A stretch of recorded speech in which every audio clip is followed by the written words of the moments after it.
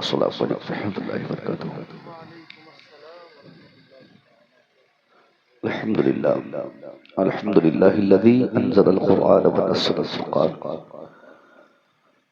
व अनअम अलैना बिल ईमानी व तमन्ना बिल इहसान वस्सलातु वस्सलामु अला मन कान नबिय्युं व आदमु बैनल माइ व तीन व अला आलिहि व अस्हाबिहि अजमईन अम्मा बाद फ़अऊज़ु बिल्लाहि मिनश शैतानिर रजीम बिस्मिल्लाहिर्रहमानिर्रहीम सुम्मा ला तुसअलून यौमइज़िन अनिन नईम सदक़ल्लाहुल अज़ीम। दुरूद शरीफ पढ़ें। अल्लाहुम्मा सल्लि अला सय्यिदना शफ़ीना नबीना मुहम्मदिन बारिक वसल्लिम सलातुम व सलामुन अलैका या रसूलल्लाह सल्लल्लाहु अलैहि वसल्लम। जो लोग पीछे बैठे हुए हमारे दो चार बच्चे भाई बुजुर्ग इधर इस साइड में, बड़ी मेहरबानी होती है अगर सामने आप आ जाते। हालांकि वहां भी हैं तो आप ठीक लग रहे हैं, लेकिन कुर्सियां बीच में है ना, ये डिस्टर्ब कर रही है। आप तशरीफ लाएं। बहुत ज्यादा वक्त मैं नहीं लूंगा, चूंकि 1 बजे तक खत्म करने की बात हुई है और मैं भी आपका मेहमान हूँ। काफी लंबा सफर मैंने तय किया आप तक पहुंचने के लिए। आपसे 2-4 कुर्सी पार करके आगे आने की मैं गुजारिश कर रहा हूँ। अगर आप इतना छोटा सा सफर कर लें तो बड़ी मेहरबानी होगी। आप भी तशरीफ लाएं भैया, आ जाइए। सामने जो आई कांटेक्ट होता है ना, वो सही रहता है, वरना मैं तो वहां से भी आपको देख सकता हूँ, आप भी वहां से मुझे देख सकते हैं, मगर जो कम्युनिकेशन, जो आई कांटेक्ट बोलने में क्लोज रहने के बाद होता है, वो वहां रह के नहीं होगा। माशाल्लाह। कहाँ गया भैया माइक वाला? इको कम करो बेटा। हेलो, आवाज बढ़ाओ, इको कम करो, ठीक है। आपका ये प्यारा इदारा यकीनन इको कम करने बोला था ना, ये तो नॉर्मल कर दिया। ये लहसुन प्याज बेचने वाला माइक बना दिया इसको। हेलो, अरे जो पहले था वही रहने दो ना यार, उसमें थोड़ा इको हल्का एक पॉइंट दे दो। आवाज बढ़ाओ, ठीक है। बेस कम करो।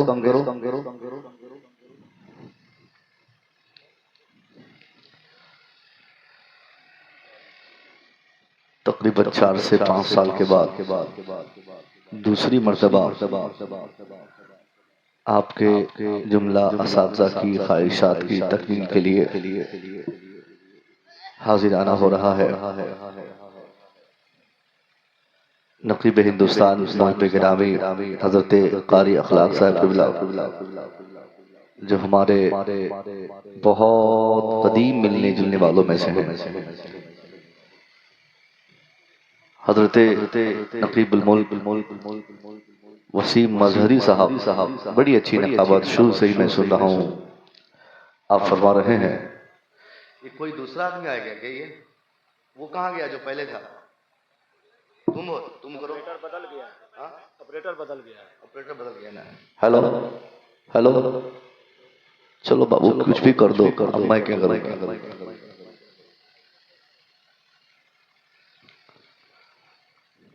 शायर मोहतरम हज़रत तौक़ीर रज़ा इलाहाबादी, जो मुकम्मल 2 सालों से तहरीक बेदारी कॉन्फ्रेंस से जुड़े हुए शायर हैं और तहरीक बेदारी के जितने अनावीन हैं, जो मकासिद और जो उनके टारगेट है, उन टारगेट के हवाले से ये कलाम पढ़ते हैं, अशार पढ़ते हैं और इनके अशार पैगाम से भरे होते हैं।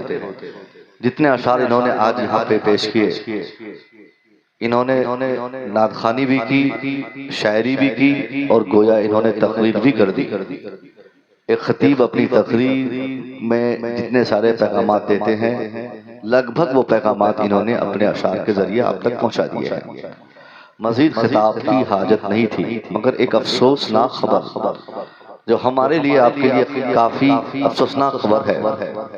हमारी जमात का लीडर, हमारा सियासी रहनुमा, हमारा मजहबी रहनुमा, लाखों करोड़ों मुसलमानों और सुन्नियों की पहचान अकेला शख्स रखने वाला जिन्हें हम हजरत अल्लामा गुलाम रसूल बलियावी साहब किबला के नाम से जानते हैं। अभी थोड़ी देर पहले 2 घंटा पहले आप गिर गए किसी जगह, चोट आ गई और जिसकी बुनियाद पर हाथ में और सर में काफी चोट है। आपसे गुजारिश है कि आप सब लोग मिलकर उनके लिए दुआ करें। हमारे लिए, आपके लिए, हमारे तशख़्ख़ुसात की बका के लिए ऐसे लीडर का बिहार में होना 100% जरूरी है। मैंने हमेशा उनके लिए दुआएं की है, क्योंकि मैंने बहुत करीब से देखा है उस बंदे खुदा को। अपने लिए उन्होंने आज तक बिहार में कुछ नहीं किया, जो किया सिर्फ और सिर्फ अपनी कौम के लिए, मुसलमानों के लिए, जिंदाबाद के लिए, हमारे लिए किया है। उनका जाती मकान आज तक पटना में नहीं बन सका। MP रहने वाला और उसके बाद MLC रहने वाला शख्स 30 साल से खतीब रहना ही कामयाबी की पहचान है। यहाँ 2 साल का पुराना खतीब हो, जमीन की बातें करने लगता है, शहर में जमीन हो जाए। 2 साल के खिताब के बाद पाँव अब जमीन पे रहते ही नहीं है। जो 25 से 30 साल से खिताब करते हो, ऐसा लीडर अपना जाती, अपना कोई कुछ नहीं बनाया हो, सिर्फ कौम के लिए, मिल्लत के लिए, इदारों के लिए उन्होंने काम किया हो, आज वो बिस्तरे इलालत में है और परेशान है। थोड़ी सी दिक्कत है, जहनी तौर पे भी परेशानी हो सकती है, मगर अगर आपने दुआ कर दी तो ये रिटर्न आपकी दुआ उनकी सेहत याबी के लिए जरूरी होगी। दुआ करें अल्लाह उनको अपने हिफ्ज़ अमान में रखे। आमीन। मेरे पास और गुफ्तगू तमहीदी कलमात के लिए नहीं है, क्योंकि वक्त बहुत कम है। इतनी ताखीर से आप लोग यहाँ बैठ चुके हैं, बैठ गए हैं, यही बहुत बड़ी बात है। वरना जलसों में खास तौर पे 12 बजे तक लोग बैठते नहीं है, और बैठना भी नहीं चाहिए। 12 बजे तक जलसों में बैठने वाला आदमी अक्सर फजर की नमाज छोड़ देता है। अगर उससे डर है कि हम 12 बजे के बाद अगर जाएंगे तो नींद की वजह से नमाज फजर मैं छोड़ सकता हूं, तो उनके लिए बेहतर है कि वो पहले ही जलसे चले जाएं, ताकि नमाज फजर पढ़ सके। जलसा का एक टारगेट, एक हदफ हो, और उस हदफ के तहत आप जलसा कराएं।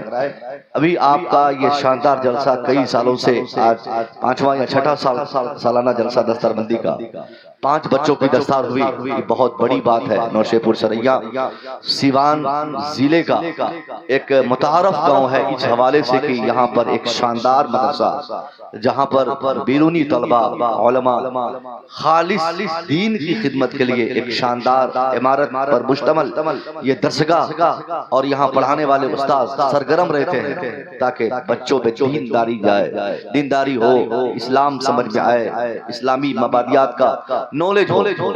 आज की तारीख में सिवान जैसी सरजमीन पर ऐसे 2-4-10 मदरसों का होना ही काफी नहीं, बल्कि सिवान, गोपालगंज और साहब छपरा, ये पूरी सारन कमिश्नरी पैसों का हब है। हम लोग अक्सर बोलते हैं, जिस कदर हम लोग धान और गेहूं और मकई की खेती करते हैं, यहाँ के लोग पैसों की खेती करते हैं। यहाँ दुबई से, दोहा से, कतर से, ओमान से पैसे आते हैं, और वो पैसे यहाँ के लोगों को ये साबित करते, साहब बहुत पैसे, अल्हम्दुलिल्लाह, अल्लाह का फजल है, बहुत पैसे और इजाफा हो, कोई कमी आप लोगों में नहीं है। मगर एक कमी, नौशेपुर सरैया का ये इदारा, यहाँ के की अवाम की मेहनत से ये बच्चे यहाँ पलते हैं, पढ़ते हैं, आगे बढ़ते हैं, हाफिज व आलिम बनते हैं। मगर मैंने जब सुना और पूछा हजरत से, अल्लामा मेराज साहब से, अल्लामा नासिर साहब से और दीगर असातिज़ा किराम से कि यहाँ के बच्चे कितने हैं, जवाब आया पिछली बार 1 बच्चा था, इमसाल 1 बच्चा नहीं, कटिहार के बच्चे, पूर्णिया के बच्चे, किशनगंज के बच्चे। साहब ये क्या आपको हो गया है? आपके पास पैसे हैं, आपके पास बिल्डिंग है, आपके पास गाड़ी है, आपके पास सारी चीजें हैं, आपको ये तौफीक आपसे क्यों छीन ली गई कि आपका बेटा हाफिज कुरान नहीं है?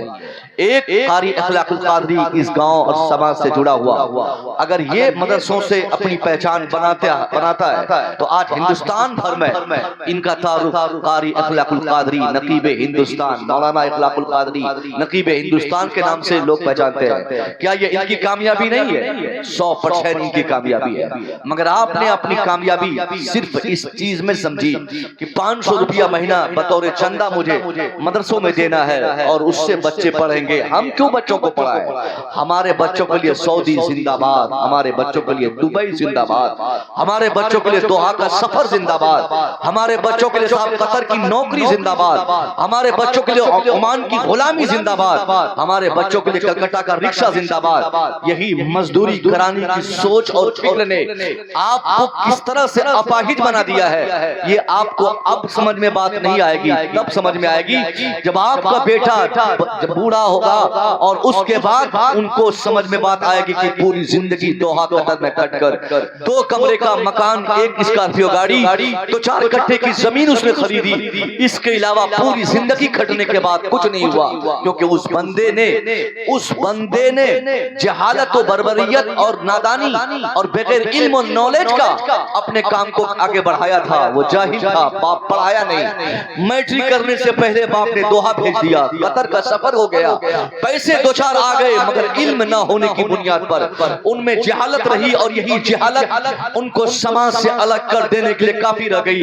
आज जाहिल होना ही काफी है बदतमीज होने के लिए, बिगाड़ पैदा होने के लिए, बेनमाजी होने के लिए, वाहियात होने के लिए, बेहया होने के लिए उसका जाहिल होना काफी रहता है। जाहिल है गोया बदतमीज भी होगा, जाहिल है गोया वो जाहिल है गोया वो बेनमाजी भी होगा, जाहिल है दीन की समझ नहीं होगी, जाहिल है नमाज का तरीका नहीं होगा।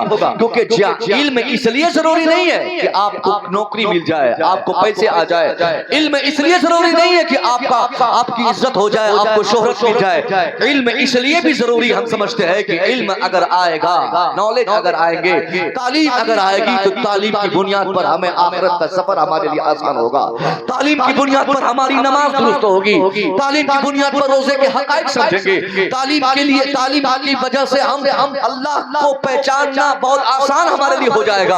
अल्लाह के मार्फत के नूर की हुसूलियाबी के लिए भी इल्म कल भी जरूरी था, आज भी जरूरी है, कल भी जरूरी होगा। सिर्फ पैसा कामयाबी की पहचान नहीं।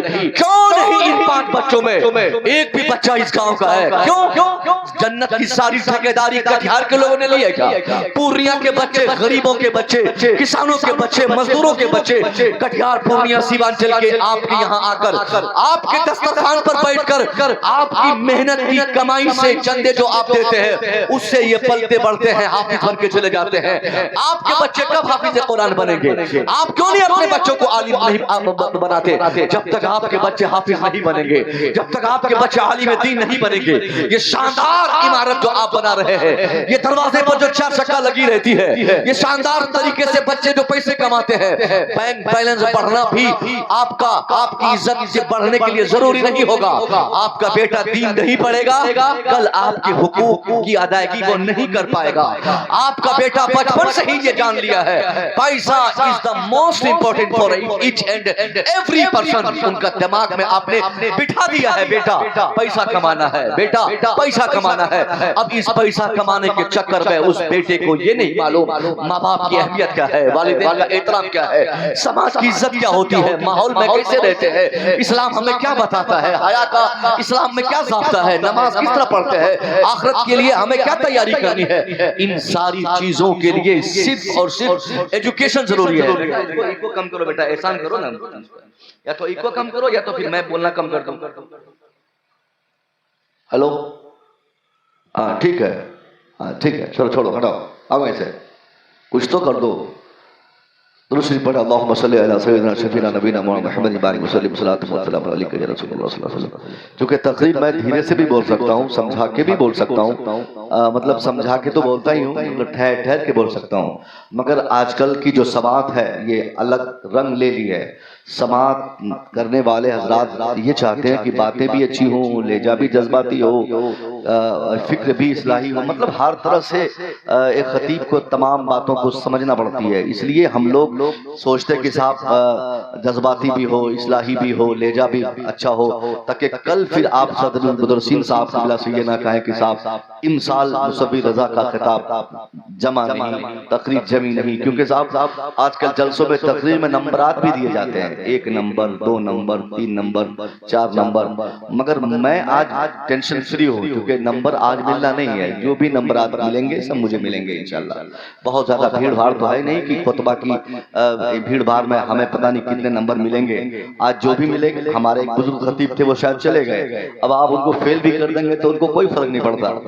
उनकी सेहत को कोई फर्क नहीं पड़ता, क्योंकि सेहत उनके पास है ही नहीं, तो फर्क क्या पड़ना है, चले गए मैं कुशीनगर। अब जितने भी नंबरात होंगे सब मुझे मिलेंगे, इसलिए मैं सारी बात जिम्मेदारी के साथ आपके सामने रख के चला जाऊंगा। आज की तारीख में नौशेपुर, सरैया हो, सीवान हो, बिहार में कोई इलाका हो, हिंदुस्तान भर में आप देखें साहब, जिनके पास पैसे हैं उनके पास इल्म दीन नहीं है, जिनके पास इल्म दीन है उनके पास पैसे नहीं है। गरीबों, मजदूरों, मुफलिसों में इल्म दीन जाके ठहर चुका है। ये पांचों बच्चे जो हाफिज कुरान बने हैं, ये पांचों बच्चे किसान के बच्चे हैं, मजदूर के बच्चे हैं। किसी का बाप दिल्ली खटता है, किसी का बाप कलकत्ता में काम करता है, लेकिन अपने बच्चों को इन्होंने हाफिज कुरान उन्होंने बनाया।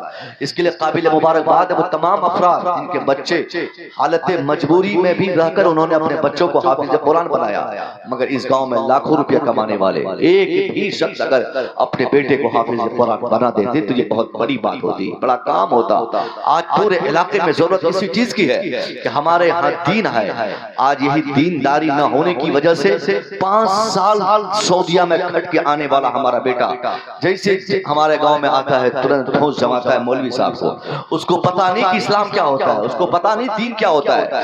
आइम्मा हजरात पर जो मजालिम आज ढाए जाते हैं वो सब बेदीन लोग हैं, जिनके अंदर दीनदारी नहीं, दीनी फहम नहीं, दीनी समझ नहीं, इस्लाम और इस्लाम अहले इस्लाम की कद्र नहीं, उलमा की कद्र नहीं। ऐसे लोग आज हिंदुस्तान भर के उलमा की एक आवाज है, उनको सताया जा रहा है, उनको भगाया जा रहा है, उनकी इज्जतों को तार तार करने की लोग कोशिश करते हैं। आपसे मेरी गुजारिश है आप उलमा की इज्जत करें। इल्म हासिल करने के लिए दुनियावी और उखरवी तमाम फायदों के लिए एक रास्ता ये भी है कि आप अपने उलमा की इज्जत करें, आप उलमा की इज्जत का एहतराम करें। हमारा बहुत बड़ा तबका आज इस फिक्र में है कि हम मौलवी को खिलाते हैं, हम मौलवी को पैसा देते हैं, हम मौलवी को तनख्वाह देते हैं, इसलिए मौलवी हमारी बात माने, मौलवी को जो मैं कहूँ वो ये सुने और वही ये करे।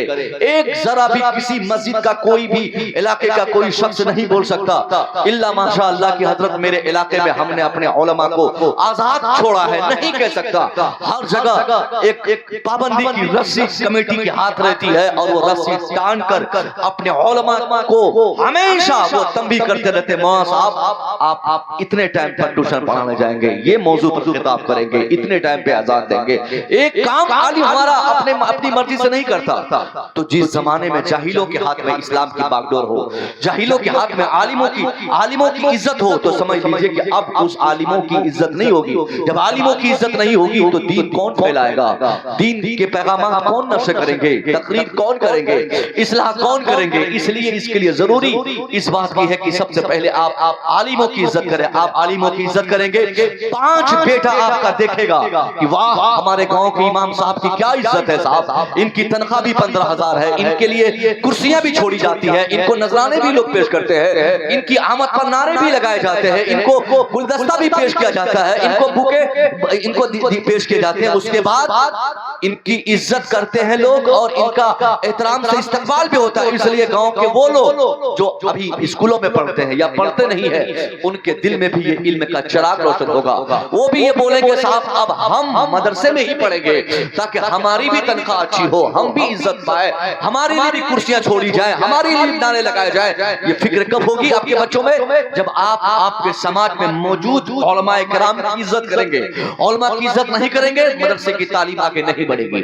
उलमा की इज्जत नहीं करेंगे, मदरसे में आपके बच्चे नहीं पढ़ेंगे, क्योंकि वो अपनी आंखों से मुशाहदा करेंगे। क्या करेंगे मौलाना बनकर, तनख्वाह कम मिलेगी। क्या करेंगे आलिम बनकर, इज्जत नहीं मिलेगी। क्या करेंगे आलिम बनकर, इमामत की जगह नहीं मिलेगी। क्या करेंगे आलिम बनकर, कोई सिक्योरिटी आकर जमा कर चला जाएगा। नतीजे में आपका बेटा, हमारा बेटा न तो आलिम बन पाएगा, न कॉलेज में जा पाएगा, और फिर ऐसा खतरनाक रिजल्ट समाज में आएगा, हमारा बेटा जाहिल का जाहिल हो जाएगा। इसलिए बच्चों में दीनी समझ लाने के लिए जरूरत इस बात की है कि जो लोग दीन से जुड़े हुए हैं उनकी आप इज्जत करेंगे, वो बच्चे भी ये बातों को महसूस करेंगे कि हम भी दीनदार बनेंगे तो हमारी इज्जत होगी, हम भी दीनदार बनेंगे तो हमारा भी एहतराम होगा, हम भी दीनदार बनेंगे तो हमारे भी इस्तकबाल होंगे। ये काम आप नहीं करते। 2 आदमी बोलेंगे हजरत हम करते हैं, लेकिन तीसरा बोलेगा हजरत कहीं ना कहीं हमने ऐसा किया है। अगर आपसे मैं बोलूं कि साहब आपने अपने बेटे को आलिम क्यों नहीं बनाया, जवाब आप दें या न दें, मगर आपकी पेशानी से जवाब जो हमें समझ में आएंगे वो यही कि साहब कि क्या करेंगे आलिम बनाकर, ये मौलवी बनाऊंगा बेटे को तो मेरा बेटा भूखे मर जाएगा। क्या कमाएगा, क्या खाएगा? है हजरत आज की तारीख में मौलवियों की कोई इज्जत है, कोई कमाई? बस ये फिक्र आपकी रह जाएगी, जिसके नतीजे में आज देखा जाता है कि आलिम, हाफिज, कारी, मुहद्दिस, मुफक्किर हमारे समाज में नहीं बन पाते और हमारा बेटा क्या बन जाता? मजदूर बनता है। कौन है वो लोग जो दिल्ली में काम करते हैं? कौन है वो लोग जो आपके बच्चे सऊदीया जाते हैं? हर बाप की तमन्ना शुरू में रहती मेरा बेटा पढ़ लिख कर बड़ा डॉक्टर बने, मगर बेटा डॉक्टर नहीं बन पाता, नाकाम होकर दिल्ली पंजाब खड़ता है। खड़ता कि नहीं?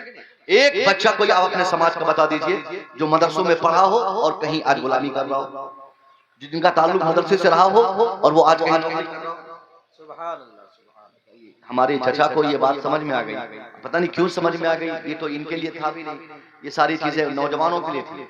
ये बहरहाल इन्होंने इस्तेमाल किया, मगर आपके लिए सारी चीजें हैं कि आप इन चीजों को समझें। आपने पहले ये फिक्र डाला कि हमारा बेटा डॉक्टर बनेगा, नहीं बन पाया बेटा डॉक्टर। क्या कर रहा है आज? मजदूरी कर रहा है। बेटा इंजीनियर बनेगा, नहीं बन पाया, आज कहीं सऊदीया में जाके काम कर रहा है। अगर शुरू में ही अगर आप अपने बेटे को हाफिज बना दिए होते, जिंदगी भर आपका बेटा कहीं भी दुनिया में रहता वो इज्जत के साथ रहता, एहतराम के साथ रहता। कौन नहीं कमा के खाता है? हमारे उलमा कमा के नहीं खाते हैं। अगर आपने अपने बेटे को सऊदीया भेजा और आपके गांव की मस्जिद में कोई इमाम आके नमाज पढ़ा रहे हैं, इमाम भी कमा के खा रहे हैं, आपका बेटा भी कमा के खा रहा है, मगर दोनों की कमाई में कितना फर्क है ये आपको पता है? आप ही बोलते हैं पहले कि हजरत बेटा मौलवी बनेगा तो क्या खाएगा, बाद में इमाम साहब के बारे में बोलते हैं कि इमाम साहब बहुत खाते हैं।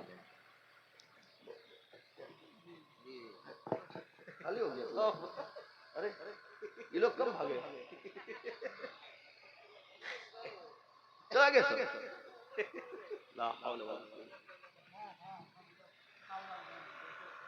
चलिए ना, तो कब तक रहेंगे भाई कोई भी? आप लोग भी जा सकते हैं अगर कोई काम हो। हम खुद नहीं रहेंगे ज्यादा देर, सुनिए इंशाल्लाह। पहले तो बोलता है कि मौलाना बहुत खाता है, हम बेटे को नहीं पढ़ाएंगे। मौलाना बनेगा बेटा मेरा तो क्या खाएगा, क्या पहनेगा? अब बाद में बोलता है कि मौलाना खूब खाता है। इमाम साहब हाफिज जी बहुत खाते हैं, और इमाम साहब हाफिज जी कोई भी कपड़ा पहन ले तो हम उनका कपड़ा धोते हैं। हजरत क्या रुपये मीटर लिए? चश्मा देखकर, इनकी जूती देखकर, इनकी गाड़ी देखकर। अगर ये मौलाना गाड़ी से नमाज पढ़ाने आए, हजरत आपके पास गाड़ी है, बाइक? यहाँ पे है, बोलते क्यों नहीं? बोलिए हजरत आपके पास। यहाँ के उलमा को अगर गाड़ी हो जाए 5 दिन में लोग ये फितना फैला देंगे। चारों मौलाना साहब मदरसे के सब टीचर गाड़ी रखा हुआ है। यानी आपने एक जहन दे दिया कि जो मौलाना होगा वो गाड़ी नहीं चलाएगा, जो मौलाना होगा उनके पास अपाची नहीं होगी, जो मौलाना होगा वो पल्सर से नमाज पढ़ाने नहीं आएगा। आपका बेटा पल्सर से जुमा पढ़ने आए तो चलेगा। आप अपने बेटे को या आप अपने से 4 चक्का से नमाज पढ़ाने आते हैं मस्जिद, चलेगा। और इमाम साहब अगर फॉर्च्यूनर कार में नमाज पढ़ाने आए तो कयामत आ जाएगी। एक इल्जाम आएगा कि रमजान में लगता है खूब हेरा फेरी की है चंदा करने में, इस बार इसलिए गाड़ी खरीद ली। बोले है कि नहीं? फिक्र है कि नहीं? इमाम साहब चंदा में खूब हेरा फेरी हुआ जिसकी वजह से गाड़ी आ रही। शर्म आती कहने में। आपका इमाम आपकी इतनी गलत फिक्र है, आपका रहबर, आपका उलमा और आपकी इतनी गलत फिक्र है, आप ये फैसला क्यों कर लिए? आपको कहना यह था कि हजरत अगर मैं 2 लाख की गाड़ी में बैठकर नमाज पढ़ने आता हूं तो आपके पास 5 लाख की गाड़ी होनी चाहिए, ताकि दुनिया देखे कि मैं नमाज पढ़ने वाला हूं और ये नमाज पढ़ाने वाले। जो इमाम होता है उनका मर्तबा बहुत बुलंद होता है ना, उनका मर्तबा हम कैसे छू सकते हैं? वो इमाम है, हमारा गुलाम नहीं। मैं सेक्रेटरी हूं अपनी कमेटी का, इमाम का सेक्रेटरी नहीं हूं। मैं सदर हूं अपनी कमेटी का सदर हूं, मैं मौलाना का सदर नहीं हूं। इन्होंने 15 साल मदरसे में बिताए हैं, इन्होंने मेहनत की है, इन्होंने कुरान और हदीस का मुताला किया है, इन्होंने कुरान की नॉलेजेस लिए है, इसलिए जो मर्तबा इनका होगा वो मर्तबा हमारा नहीं हो सकता। ये पहला पैगाम आपके लिए। इंशाअल्लाह आप हमेशा अपने आलिमों की इज्जत करेंगे। जब भी आलिम आपके सामने खड़ा रहे, कोई शख्स अपने आलिम को खड़ा करके अपने को कुर्सी में बिठाकर उनसे बात न करे, ये भी एहतराम के खिलाफ है। यानी हम कुर्सी पे बैठे रहे और हाफिज जी खड़े रहे, ये एहतराम है आपका, आपके लिए कि आप भी कुर्सी से खड़े हो जाए। आप करोड़पति हैं, तो अल्लाह आपके करोड़पति होने की वजह से खुश नहीं होगा। अल्लाह आपके इस अदा से खुश होगा कि जैसे कोई आलिम को आप देखें तो आप अपनी मसनद को छोड़कर, अपनी कुर्सी को छोड़कर, अपने सोफे को छोड़कर खड़े हो जाएं और अपने गांव और इलाके के या कहीं के भी उलमा की आप इज्जत के लिए उनको कहें कि हजरत आइए तशरीफ रखिए, फिर आप उनको बैठने का। होता क्या है, हम बैठे हैं कुर्सी पर, अब मौलवी साहब खड़े हैं, सारी गुफ्तगू हो गई, यहाँ कहाँ से आता, कहाँ जाता, ठीक बजा तो ये क्या एहतराम है भाई? कोई भी बात करनी हो, आलिम अगर खड़ा रहे तो आपको बैठने की इजाजत नहीं है जब तक वो आलिम आपको बैठने की इजाजत नहीं दे दे। ये इल्म का एहतराम करना जरूरी है। इंशाअल्लाह ये आप जब करेंगे तो गांव में बहुत हद तक आपके बच्चों में शऊर दीन बेदार होगा। आज हमारे इलाके में मकतब होते हैं, हमारे अक्सर बच्चे मकतब में पढ़ते हैं, कुरान पढ़ते कि नहीं? मकतब में तो बच्चे पढ़ते हैं, मगर मकतब में 2-3 साल पढ़ने के बाद भी हमारे बच्चों में दीन क्यों नहीं है? हमारे बच्चों में दीनदारी क्यों नहीं है? उन्हीं के बच्चे कामयाब होते हैं जिनके जो लोग अब उलमा की इज्जत करते हैं। उलमा की बेइज्जती करने वाला, उलमा बयान फरमाते हैं कि 7 पुश्तों तक उनके खानदान से इल्म दीन की रोशनी को अल्लाह हटा देता है। अब वहां पर इल्म की महक नहीं, इल्म दीन वहां पे नहीं होगा जहां पर जिस घर से या जिस शख्स ने आलिमों की तौहीन की। 7 पुश्तों तक आपको इल्म के प्यास से आपके 7 पुश्तों को मरना होगा। लाख कोशिशें आप करेंगे, बच्चे कामयाब नहीं हो पाएंगे। कितने बच्चे पढ़ते हैं स्कूलों में, मदरसों में, कहीं भी सबके बच्चे पढ़ते हैं, कामयाब सबके बच्चे क्यों नहीं होते? और क्या आपने सबके बच्चे अभी पढ़ रहे हैं स्कूल में, कोई घर खाली नहीं जिसका बच्चा नहीं पढ़ता है। मैं इल्म की बात आज नहीं करूंगा कि आप बच्चों को पढ़ाते क्यों नहीं है, हमको पता है कि सब बच्चों को पढ़ाते हैं। गरीब अमीर यहाँ तक के शराबी भी आज अपने बच्चों को पढ़ाने पे तुला हुआ है, वो भी ट्यूशन पढ़वाता है। और रात को जब पी कर आता है शाम में तो बीवी को बोलता रहे आज पढ़ने गया था कि नहीं गया? उसको मालूम है कि आज उसने शराब पी है और जहालत की बुनियाद पर वो बर्बाद हो गया।